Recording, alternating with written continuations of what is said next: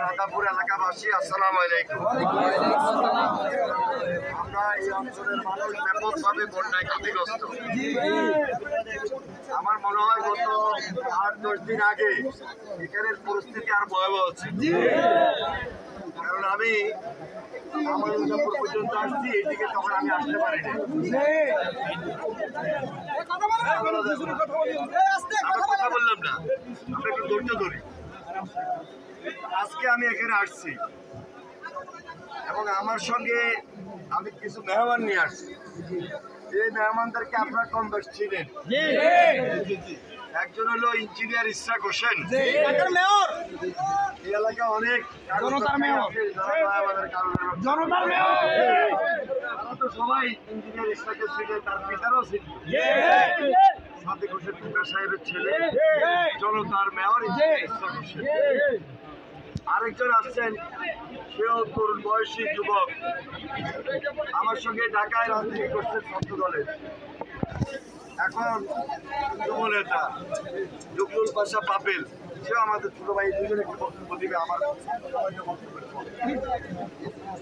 আর হাসিবুর রহমান, তার এই এলাকায় বাড়ি, দেশি ভাই তার বিশেষ অনুরোধ ছিল এখানে আসার জন্য। এই জন্য তার অনুরোধটা আমি উপেক্ষা করে পারি নাই।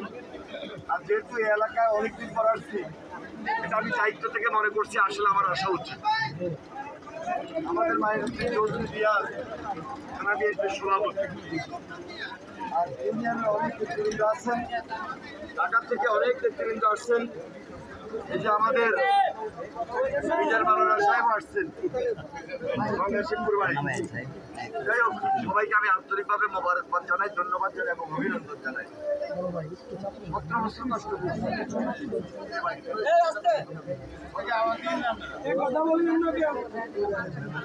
কষ্ট করছি না, আরো তো কিছুদিন কষ্ট করছি। আমাদের 7 দিনই তো বাইকের পরিবর্তন হইতো না। কেউ যদি মনে করে 7 দিনে বাইকের পরিবর্তন করে আলাম, এটা কি সম্ভব? তাহলে বুঝতে হবে এটার মধ্যে কিছু ভিতরে লোভ আছে। এত কষ্ট করলাম, সবাই অত্যাচারিত, সবাই নির্যাতিত, ঘুমফিনির শিকার হচ্ছে আমার অনেক ভাই, অনেক পরিবার। আমরা শিকার, তাহলে ধৈর্য কি ধরবো না? আসলে এখন আর কোনো স্বভাব থাকার কথা না। আমরা তো এখন মুখ খুলি কথা বলতে পারছি, চলাফেরা করতে পারতেছি, হাসি মুখ। এই যে স্বাধীন আমাদের একটা পরিবেশ, এই পরিবেশটা ধরে রাখতে হবে রে ভাই।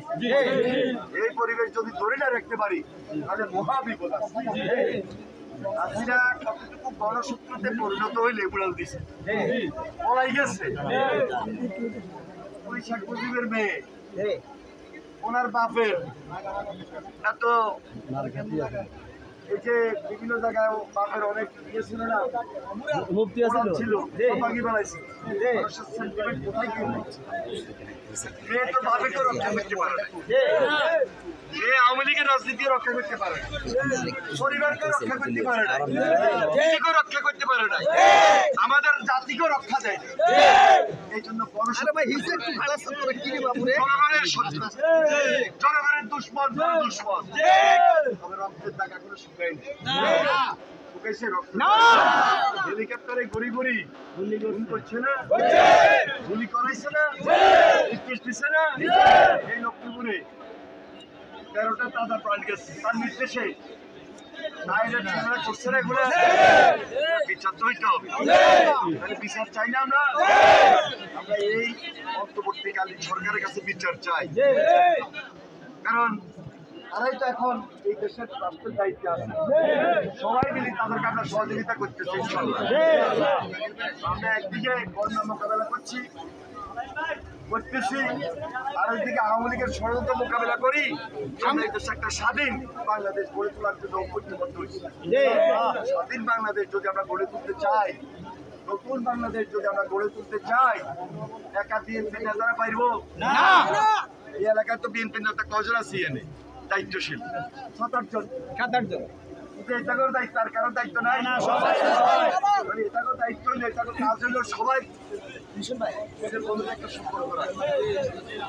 সবার কাছে যাওয়া, এই বন্যার সবার বাড়িতে যাওয়া, সবাইকে তার পোষায় দেওয়া, খাদ্য সবাইকে পোষায় যাওয়া, যেহেতু তারেক রহমান সাহেব নির্দেশ দিছে খালেদা জিয়া সিদ্ধান্ত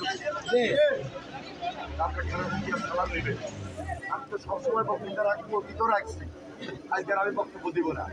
এখন আপনাদের সামনে গুরুত্বপূর্ণ বক্তব্য দিবেন আমাদের ছোট ভাই জহুরুল ভাষা আপেল, সে আমাদের যুবদলের ঢাকা মহানগরীর সভাপতি।